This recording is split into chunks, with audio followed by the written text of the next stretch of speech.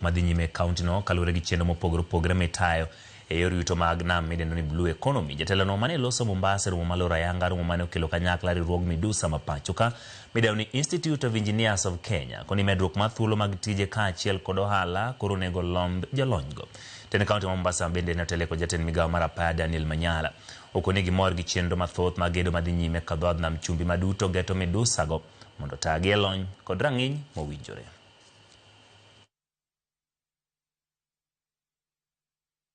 This year alone, we saw Lamu record historic ship calls, growing container transshipment, and our first ever cruise ship docking, bringing hundreds of visitors. Each milestone is a reminder that Kenya's northern coastline is no longer a frontier.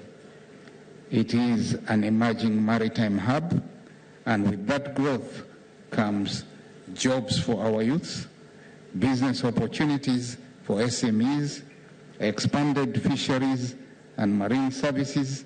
You should always look down the coastal counties because this is where the gateway to the country and the region is. We are expecting and we are also seeing expansion of mega projects within this region, and we cannot underscore or look down upon the contribution of your fraternity. We talk of issues, infrastructure, digital transformation, and the like. An engineer and a variety of engineers will need to be involved in order to make it happen.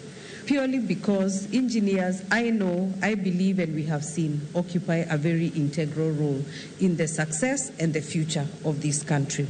We will actually have a task force on engineering the future, and it will have both industry and academia representation. And we now agree that we must take our destiny in our hands.